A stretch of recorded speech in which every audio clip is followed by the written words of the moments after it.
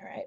Welcome everyone to today's webinar with the East Central Indiana Small Business Development Corporation and the Wayne County Chamber of Commerce. We're so excited you are here. Ed's asking if snacks are provided. Not today, Ed. But we do encourage you to introduce yourself in the chat box so we know who's here, and we're going to do some breakout sessions in a little bit. I'm Roxy Deer. I'm the Director of Professional Development, and I'm so excited to have you here today. Before we begin, I want to give a few updates on the Chamber and thank our sponsors. So first up, the 2020 Farm Tour. This is a new date, Thursday, September 17th. We are so excited to have everyone at the barn at Helm. If you haven't been there before, it's our only local flower garden, and they are going to be giving a behind-the-scenes tour of what happens at the barn. So you may have been there before. I know I have, but I've never gotten to see the planting, the growing, the harvesting piece of this. So this is a very educational event. Tickets are $10 and available through Eventbrite. And if you have any questions or if you're interested in going, we really encourage you to attend this event. We will be taking extra precautions as well with COVID. There will be a mask. We'll be using the mask. We'll be doing lots of different things to make sure that you're protected, that our barn is protected, as well as our guests and volunteers. I want to give a special shout out to First Merchants Bank, our sponsor for today's luncheon. We could not do this without them, so thank you, First Merchants. Today's speaker is Peggy Cenova from the East Central Indiana Small Business Development Corporation.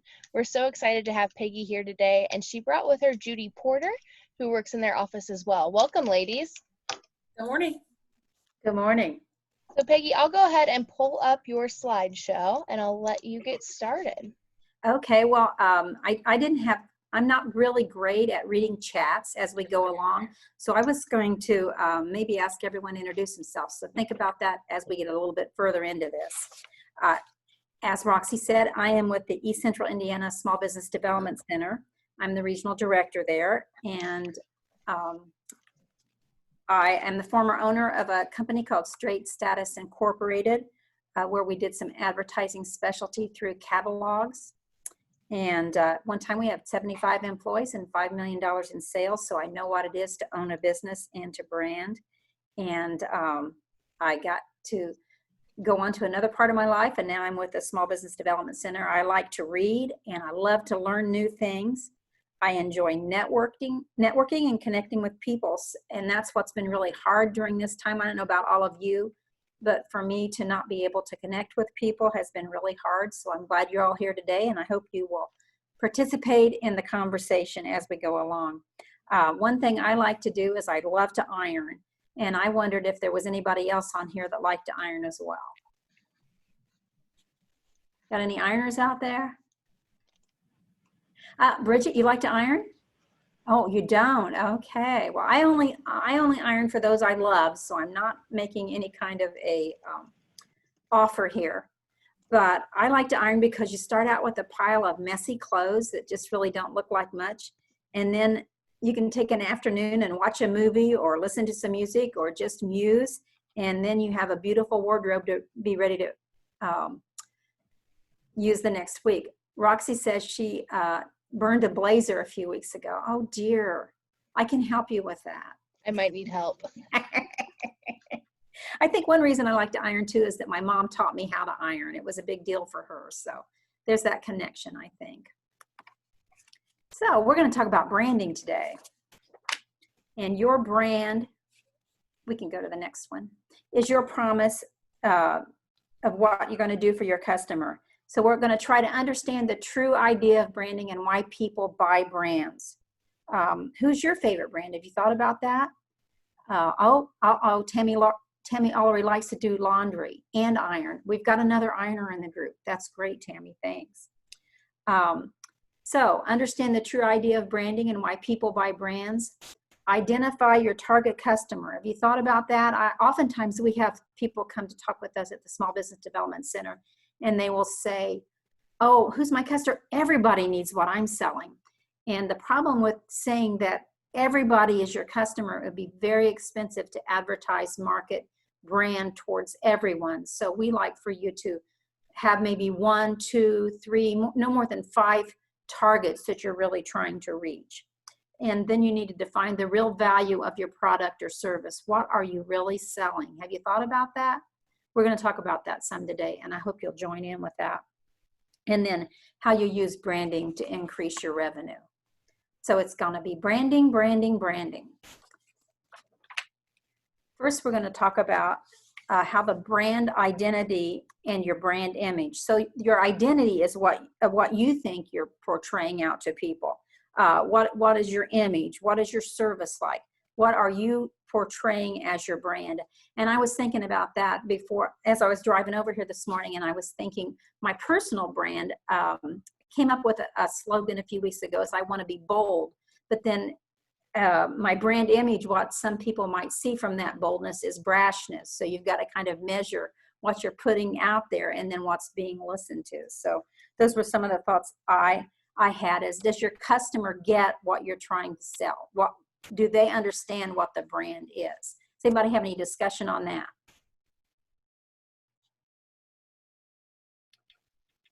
We're going to have crickets here. How fun.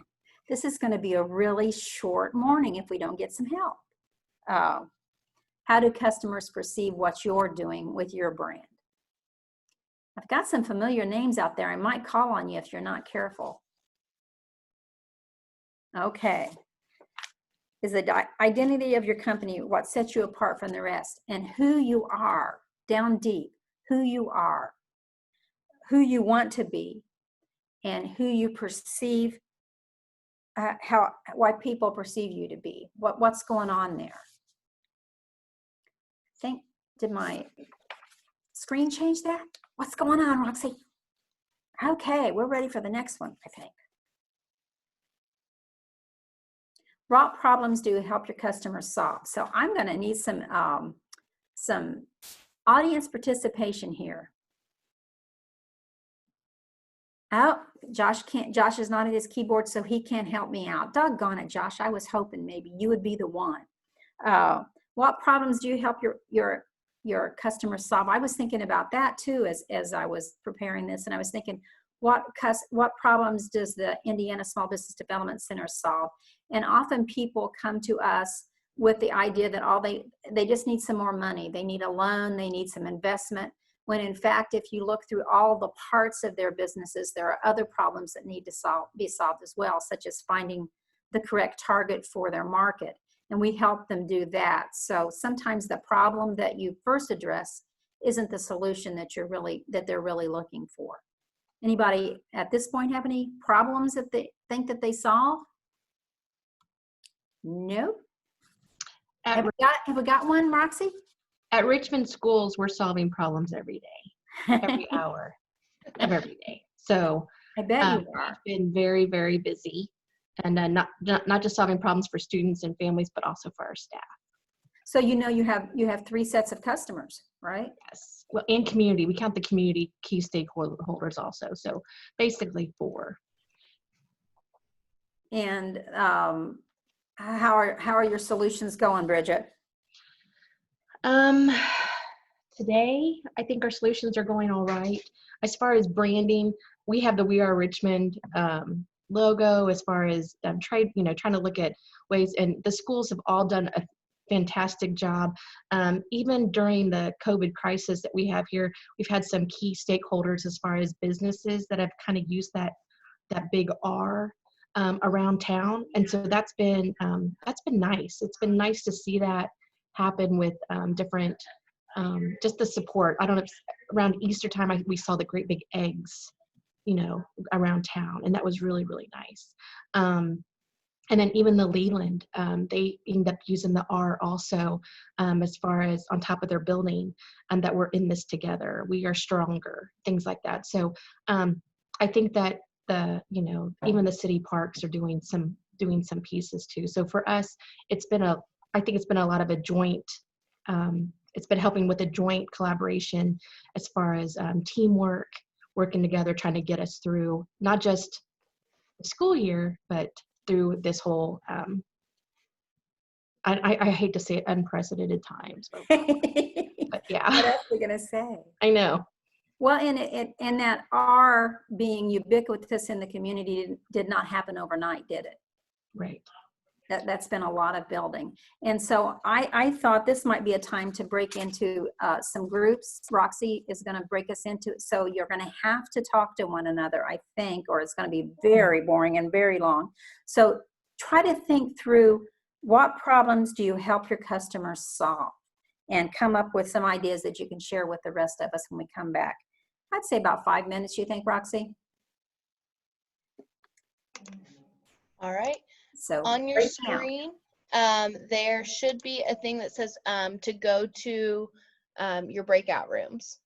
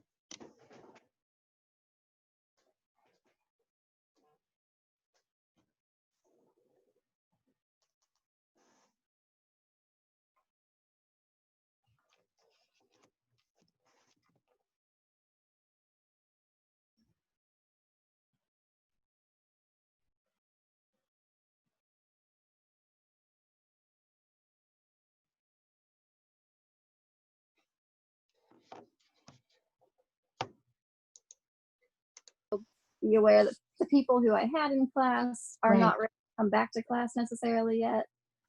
And then also, if you give anybody a reason not to work out, they will just not work out. So, And so now, are you just doing a lot of your stuff via Zoom or Google Meet or Facebook? How are you working with that with your company, with your business?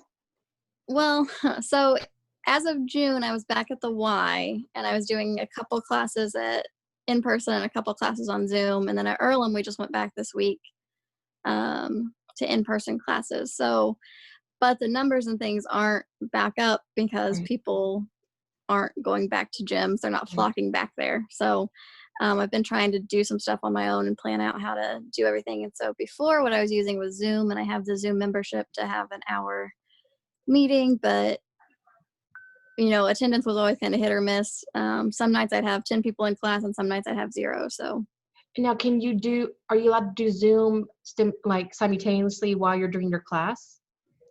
we've done that a couple times. I can't do it that way at Earlham, but I did it that way at the Y to start. But then they kind of said, well, maybe we shouldn't do it because then that gives people a reason not to come in. So we've done it. We've talked about going back. I don't know.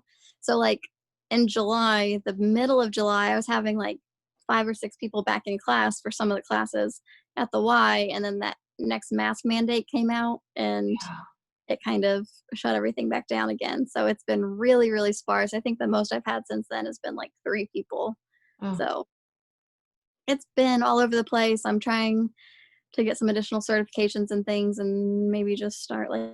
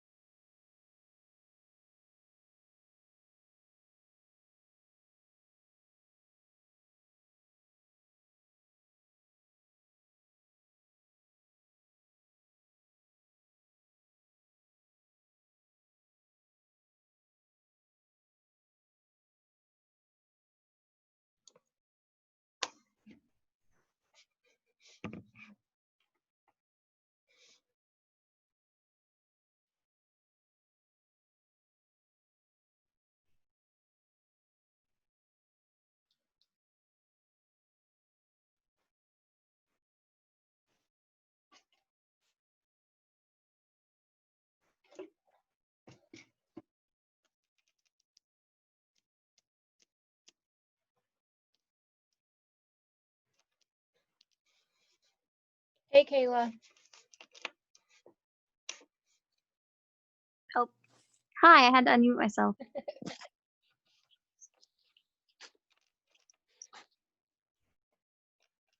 Bridget, we're really excited to have Cliff join us.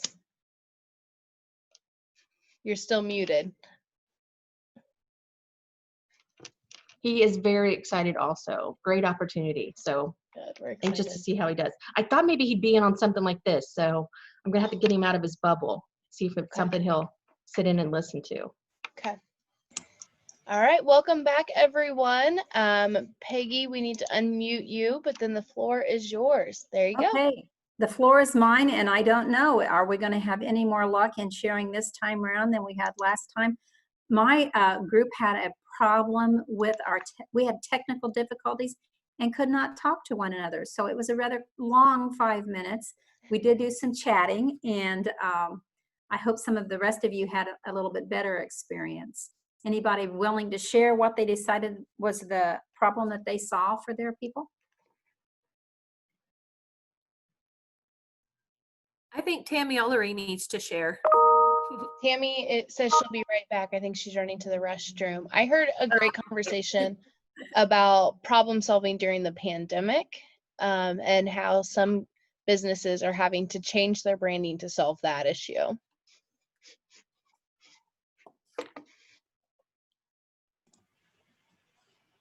Maybe Tammy will come back and talk with us. We'll see. Anybody else? Ed, I think you should share. I like this nomination stuff. Right? Sorry, okay, yeah, unmuted myself there. So yeah, so from a photography point of view, I help kind of tell the story of events rather than just going and taking pictures. I kind of help turn that event into like a visual storytelling aspect for those that I take pictures for.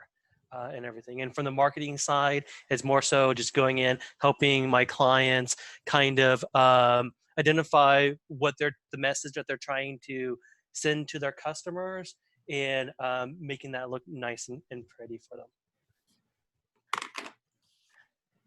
Okay. Anybody else willing to share with us? How about you, Melissa?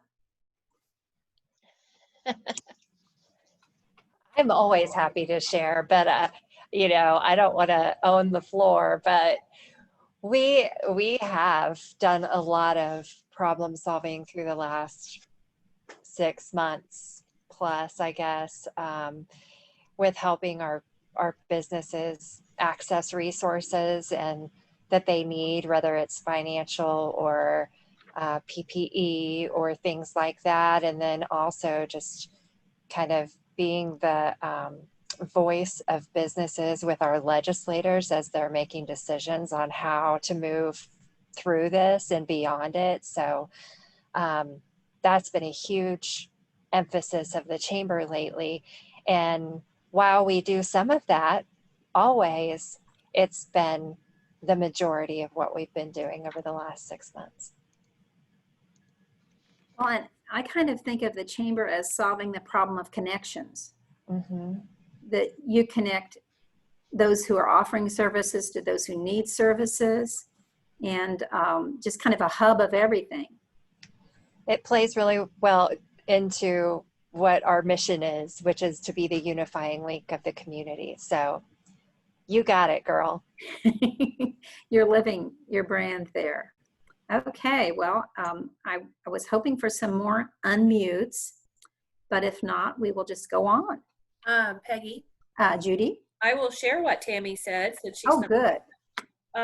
She said that they were offering more options than they had in the past. They had, well, I think everybody knows that they do ice cream, but they had some vegan options and dairy-free options, and they're trying to cater to different people besides just ice, regular traditional ice cream. So anyway. So they're finding different channels. Yeah, and then we got cut off, so that's all I know. Because we went back to by the time we got it figured out how to interact, then it was time to go, basically. But that's what she shared with me. I will say the new vegan ice cream is delicious. I wish I lived in Richmond because I would probably be over there every night. We have the local place here that I'm like at constantly. I love ice cream. So I would like to try some of those different options to see what they were like. So anyway. Okay, thanks. So we talked about what problems we saw, which is really a big question when you're starting with your brand. And so some of the questions to define your brand is, what do your customers trust your team over your competitors? So I think about McDonald's. They aren't trying to sell to fine diners. They aren't trying to compete against Five Guys or really expensive, even expensive hamburgers. They're trying to sell an extremely affordable price and consistency. And I think that they've lived that brand over and over throughout their years, and that's been some success for them. Then we're going to talk about brands of a $5 cup of coffee or an 89-cent cup of coffee. And I realized here in Richmond that cup of Starbucks should be Roscoe's, but I couldn't find an image to steal for this PowerPoint picture. So let's just think about why you spend $5 or $4 or even anything more than 89 cents for a cup of coffee, and how those people brand themselves differently than the quickie store that sells a cup of coffee.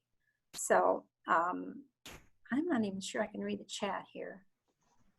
Yeah, maybe I can. So if you don't want to get on and talk, you're afraid to unmute or you can't unmute, tell me why you would spend more than 89 cents for a cup of coffee when you could just go to the quickie store and get that 89-cent cup. What are you buying that's different from just an inexpensive cup of coffee? Well, you're buying a higher quality product, and then they're usually flavored too, unless you like just strain plain black coffee. Okay, that's one thing you're buying. I heart pumpkin spice. Melissa says that's why she's going. Tammy's going for quality, and there's something that I always think of as Starbucks as an experience, or Roscoe's. When you walk into Roscoe's and you feel like you're walking into almost a friend's set where they've got wonderful places to sit and enjoy one another. Roxy likes Roscoe's coffee. And pup cups. I always buy pup cups. I don't even know what a pup cup is. So you'll have to share that with me, or I'll have to go down to Roscoe's and find out. But the higher end are selling an experience. They're selling really good coffee. The 89-cent cup is just not if you need caffeine, you can get that for 89 cents. But if you're looking for the whole experience and the higher quality, you're probably going to go to Starbucks. And if you think about the difference in the profit, you might want to be the Starbucks of whatever business you're trying to promote. Oh, and someone tells me that pup cups are for whipped cream for the dogs. Oh, that sounds like fun. I have to try that.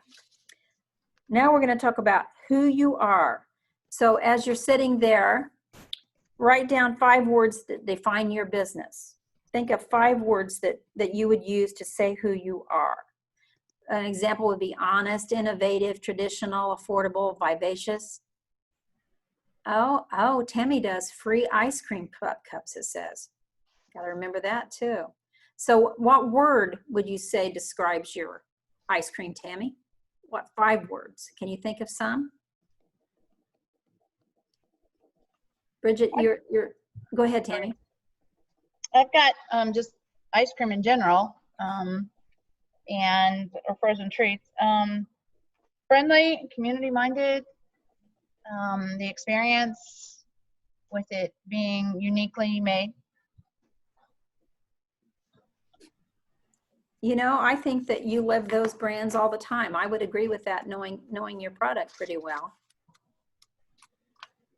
Good. 5 words. Anybody else have 5 words or fewer that describe their business?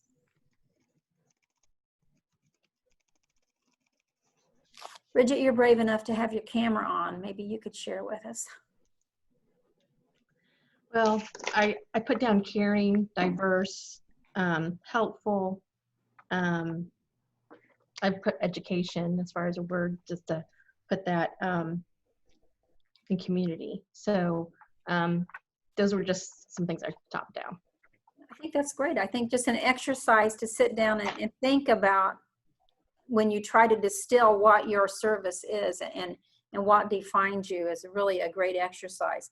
And as we're thinking about building this brand thought, it's a great idea to have a notebook or a whiteboard or a Pinterest board or somewhere to deposit all these thoughts together so that as you're building your brand, you have a place to find it in one spot.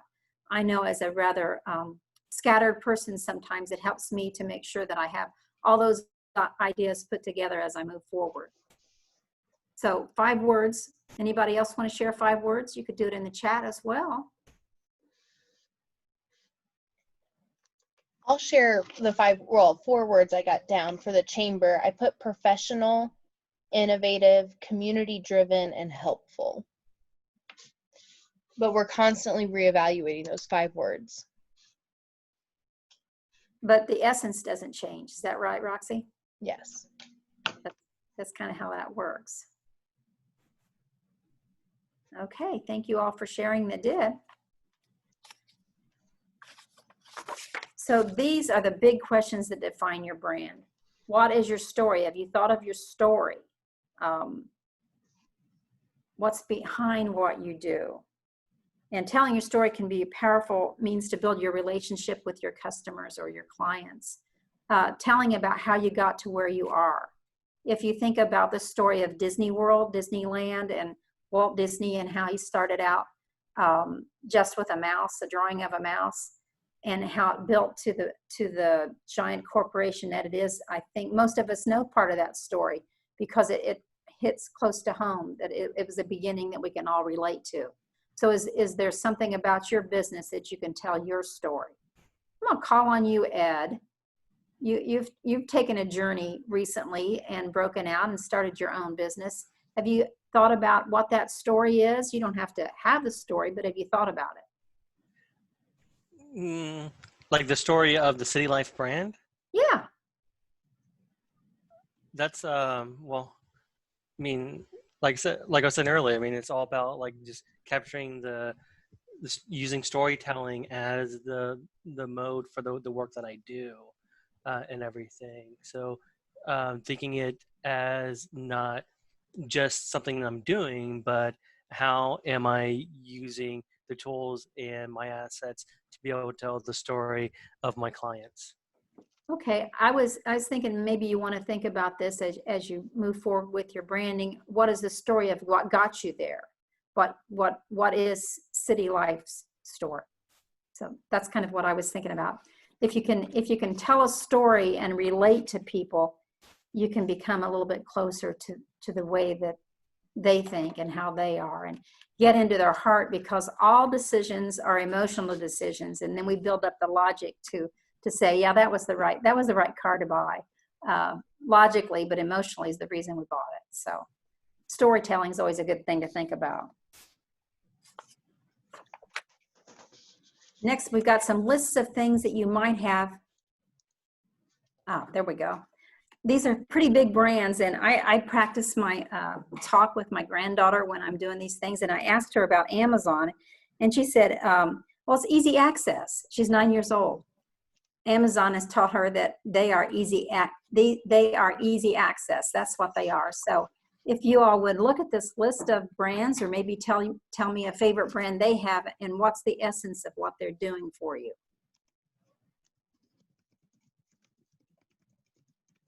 Facebook, I think, connects lots of us. I know that. I think Google Google has been huge. I had, someone asked me the other day if we were interested in advertising in a phone book, and I'm like, I haven't used a phone book because I just Google someone's address or a phone number or directions. I do it all. So I think that piece for me has been that image for me. It's, that identity. It's just been, it's a culture now. It's just it's changed so many people. It's a verb. Yeah. It really is. Anyone else have a brand that jumps out to them? I always think about Nike when I think about branding. They're always kind of on the edge of whatever's going on in the world. They're always doing some really unique, sometimes controversial marketing around their product. But when I think about sports lines and who I want to go to, Nike's been consistent since I was a kid. Wow. They've done a good job in telling you that they're the place that you want to be. Mm-hmm. I think Comcast has had like a storied past where many people think that they are anti-service, and they really had to fight that. But I do believe that they've had trouble with their branding. Then I have a list of local brands. So maybe we'll have some conversation about the local brands here. And I hope I spelled everything correctly. I tried. And when you think about Gallows, what do you think about? You can chat, you don't have to talk. I think about pasta. I think about lobster bisque. Oh, yeah. Anyone else have any favorite food from Gallows? Oh, Bridget thinks about the owner. Oh, yeah. And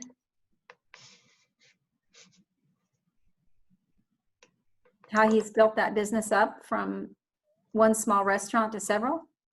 Every time I think of Gallows, I always think, you don't see him very often, but I think about all the different businesses he has also in Richmond. So you think about the Fifth Street Bagel Shop, you think about, Old Richmond End. And then I always also think how he hand serves those, when we had the Taste of Wayne County. He's that guy. So it's just what he doesn't even know who I am. I know that. I know he doesn't know who I am. But when I think of the word Gallows, of course the food, but just the investment he's made in the community has been, for me. So he has really lived his brand, is what I hear you saying. And Tammy says it's their atmosphere, and it's quality done well, and that's consistent, and that's hard to do in food business. So I think that they've done well. And Tammy, I've got your homemade ice cream here, and I just think deliciousness when I think of that, and a unique texture that is just one of a kind, and a great product to have. Any other discussion on some of these local brands? I would say for all of these brands, I think about what Bridget said is their investment in our community. I mean, there's not a restaurant listed on here that hasn't made some type of investment, and they're continuously supporting other groups.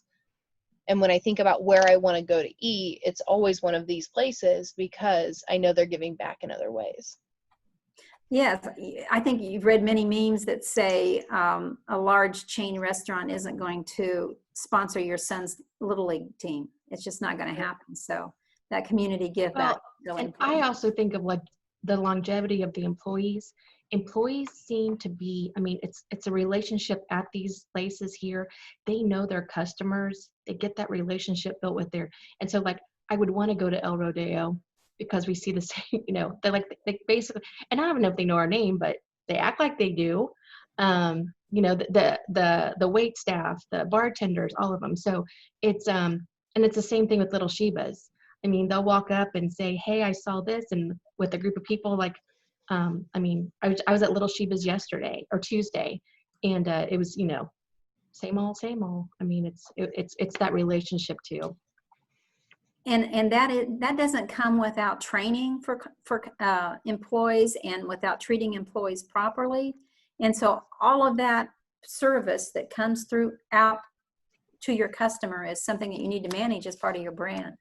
I think that was a really good comment, Bridget, about the wait staff.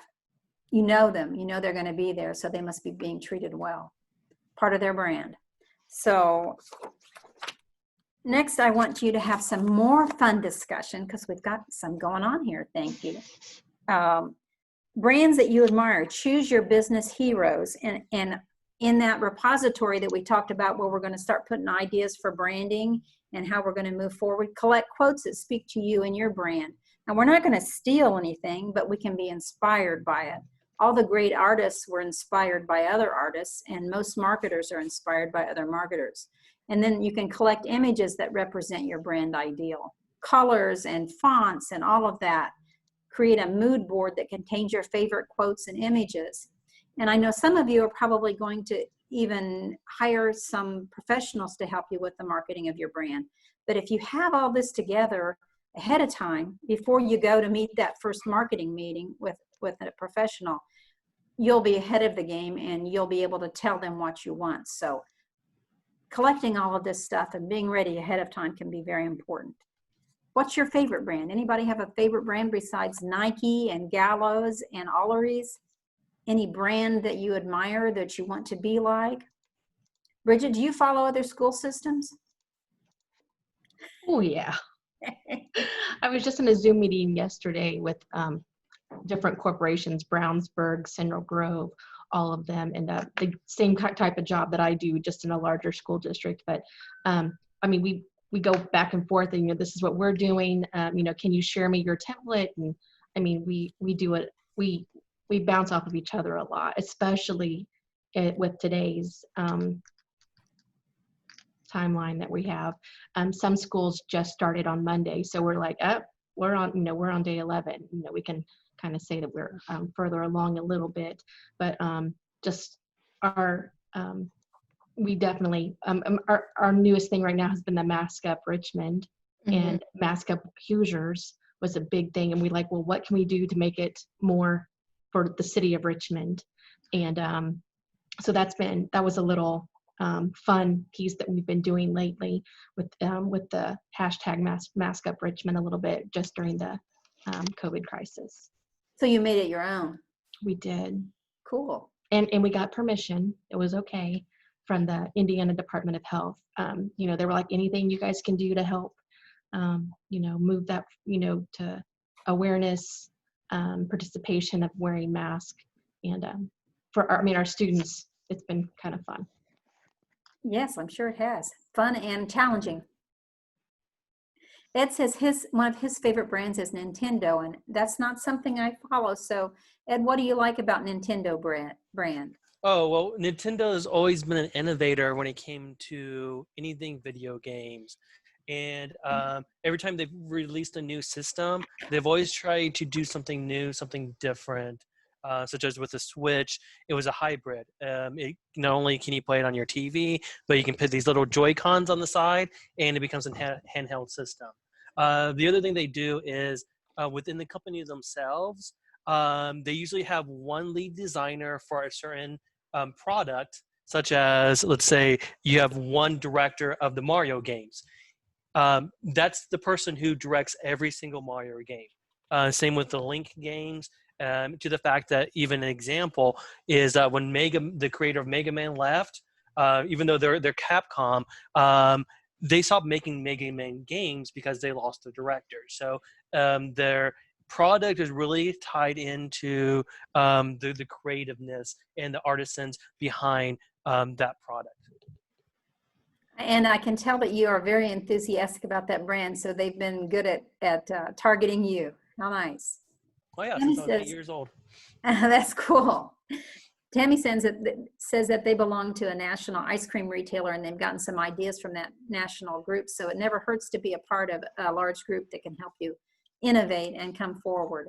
Back to what Ed said about the Nintendo having an ownership of a kind of a game. That's the story they've told, and they're living by it, and that really has resonated with him. So stories there are really important.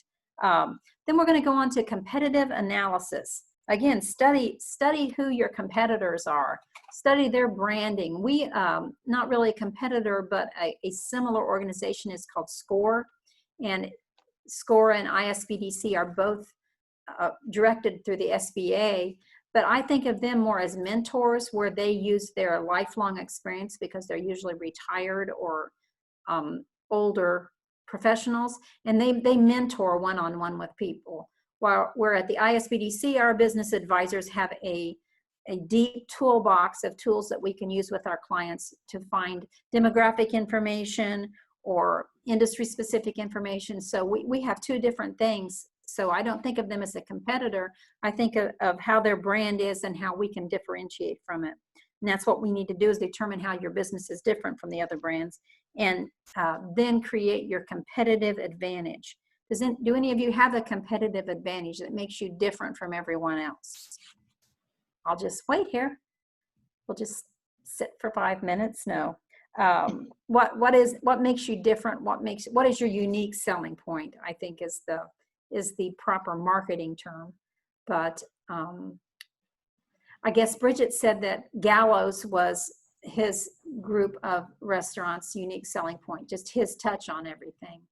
And then Nintendo, not Nintendo, Nike, what do you think they're different from Reebok, or what's different, Roxy? For me, it's that they're constantly like current with what's going on. So during the pandemic, they released probably one of the coolest ads I've ever seen done, where they took all these pre-recorded videos and they mashed them together. And just phenomenal marketing, but they're constantly like pushing boundaries. And so then when I think about companies I want to wear, or companies that I want represented, I want somebody who's pushing the boundaries a little bit more. So and I know it's a quality product. There's always that underneath all the other special stuff that they're gonna provide something that you want. Yeah. So how are you doing that in your market? And that's your competitive advantage. Next, we're going to talk about why. Why are you in the business you're in? And I think most of us have a why, or we wouldn't be doing it. My why is I've had a storied business career, and my why is I get to share all the mistakes I made with people so they don't make those mistakes. And that is really fun to be able to do.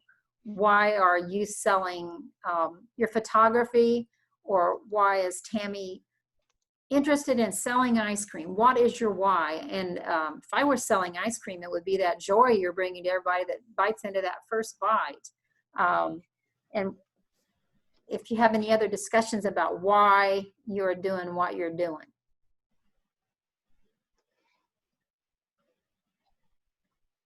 Okay, just think about that why then, if you don't want to share with the rest of us. Now we're going to talk about your target market. So who is your target? We talked earlier a little bit briefly about if you're selling to everyone, it's going to be very difficult to find that ability to reach everyone, because that's going to cost a lot of money. But if you know how old they are, what their sex is, what their income level is, what their interests are, and their vocabulary and their tone, you can learn how to speak to each person the way you want to speak to them. You might have more than one target, but it's always a great exercise I have with my clients to find out who their very best customers are. Who is your ideal customer? Who's coming back very often? Who's spending a lot of money? Who's using their voice to promote you? Who loves you? And then find out if you can find other people like that. So if they're a 30-year-old woman who is in the $30,000 income bracket and has interests in reading books and fashion, and that they use vocabulary that is part of that age group, those are how you want to target them. And you can do that through social media or through direct mail, or just the tone of your signs and your fonts and all of that. If you know who your target is, then you can back up and find out how to reach them completely. Has anybody thought about that before? Who's your target? For us, the target, we really try to reach moms. A lot of the moms are the ones who decide where they want to send their child to school. Of course, dads make that decision also. That's the target that we try to grab the most right now, especially if they're trying to sign their new kindergartner up or preschooler. Here in Richmond, in the state of Indiana, parents can choose whatever district they want their child to attend. So it's not like when I was in school, when I lived on the west side of town, I went to Westview Elementary School. Now, like if I lived on the west side, my mom could choose to send me to Northeastern, or could send me to the Friends School or Seton or Centerville. Like my mom could have chose anything like that. So as far as our market, it's been just trying to grab some of those younger parents. And then also another market is some of our high school students. They want sometimes, able to choose what higher secondary schooling they want. So if they would like to have more dual credit or more advanced placement classes or vocational classes, they can transfer to our district for those additional opportunities to help with career placement, college placement, that sort of thing. So we have moving into Instagram a lot as far as social media platforms. Kids have responded a lot to that. They're trying to talk me into doing TikTok. That's kind of scary. So, but all the kids keep saying, I need to do it, I need to do it, and you do it. So that's gonna be a new one for me to learn. And then as far as with the parents, everyone has, their phone. So just trying to, again, how to get our key audience, the target audience, and get information to them. And again, to create that relationship that we're a trusting, diverse group of professionals that are looking for the well-being of children. Excellent. Roxy, were you going to add something? Yeah, I would just say, for us, it varies. Like Bridget, that we have multiple audiences. We have all of our local businesses, but we also have the members inside those businesses. So a lot of people think like a chamber is CEOs and executives, but anybody who works for a chamber member can be a part of the chamber. And now we have the added bonus of having height, which is 21 to 40.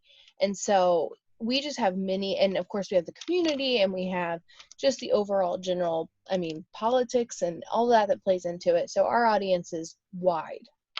So you have many targets. Yes. But you have probably a little bit different message for different targets? Yeah, the messaging that we use for hype is completely different than what we use for businesses. And trying to navigate that can be really difficult sometimes. Yeah. And a business like Tammy's is probably, I don't know, Tammy, do you think maybe children are part of your target because they bring their parents? I don't know. You just kind of got to sit down and figure out who those targets are.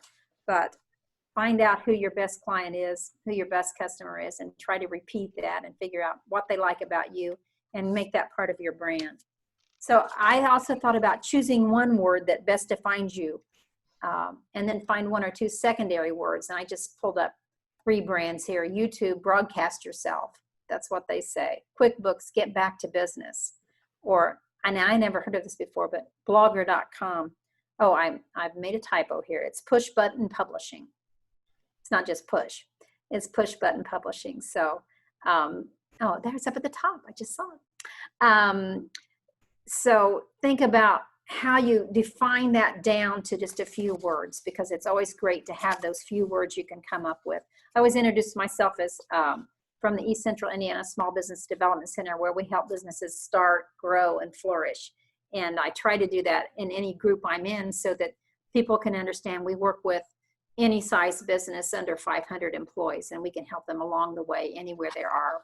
If they've got an idea, if they've started up in the last year, if they've been in business for 100 years. So those three words are kind of what I use for that subtext. Then you're going to have a brand guide. Do any of you have brand guides already? Roxy and Bridget do. How about somebody else raising their hand or at least chatting about a brand guide they have?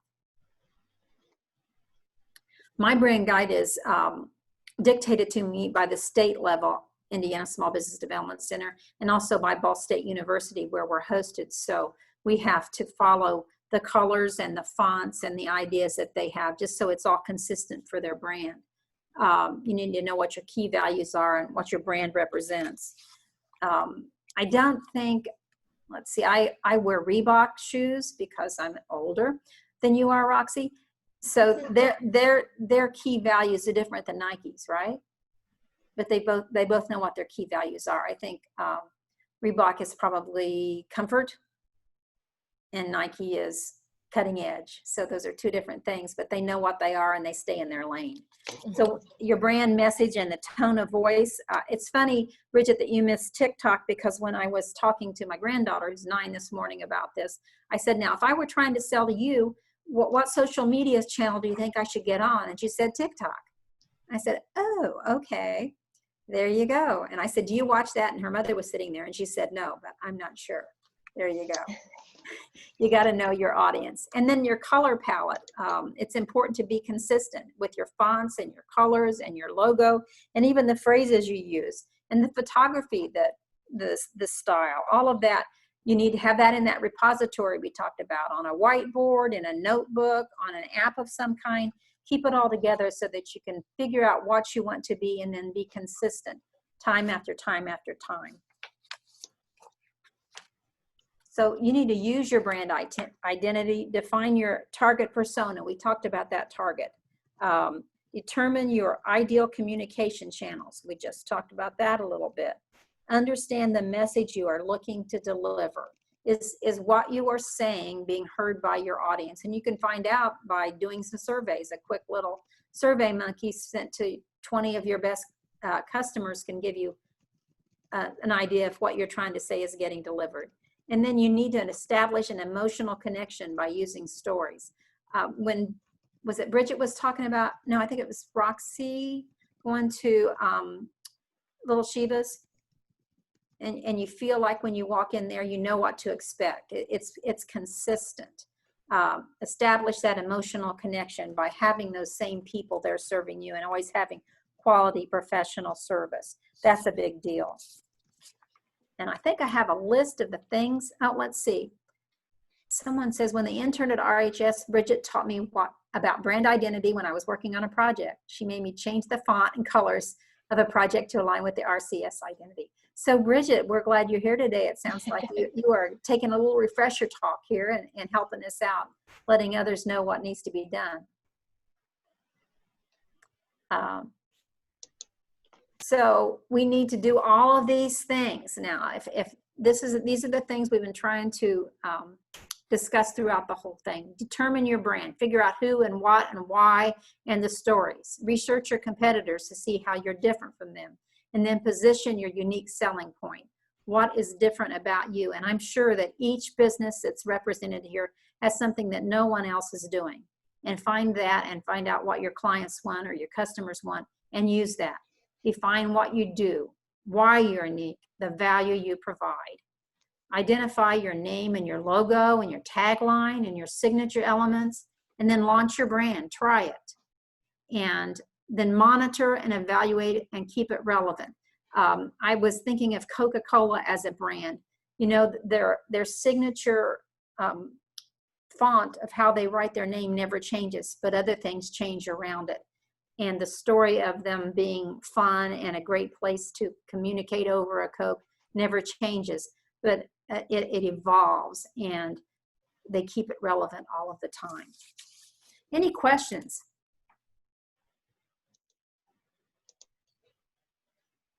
Here's my digits. I think that's probably from the 90s. Cenova@isbdc.org. There's my phone number, and I've enjoyed talking with you this morning. We got it done in time, Roxy. We're under the clock, and if you'd like to reach out to the ISBDC, you can find us at those places. We offer business consulting at no cost, so your tax dollars already paid for what we do. Peggy, in the chat box, I'm going to add a link to a SurveyMonkey survey where we can better, this is just a follow-up on this, so I'm trying to get it to copy now. Judy, will you go ahead and post it? For some reason, it's not letting me copy and paste. But we just want to say thank you to Miss Peggy again for always joining us and making sure that we know everything we need to know to be successful in our community. We couldn't do this without Peggy. Happy. I also want to say thank you to our sponsors, First Merchants Bank. Again, they sponsor this every year, and we love having them. Peggy, we're off next month, you and I, but we will be back. We do have another group coming in to do a business ed luncheon, and we'll be rolling out the marketing for that next week. So we're excited about that. But we'll be back, Peggy, in October. We're going to do one about fears. We're going to play on the Halloween theme a little bit, and feeling out your fears and how you can play through those in your business. All right, so Judy has posted the SurveyMonkey in the chat box. If you would take a few minutes and fill that out, just so that we can have some feedback on today's session, we'd really appreciate that. And once again, here's Peggy's contact information if you have any questions. Thank you, everyone, for joining us today, and we will see you soon.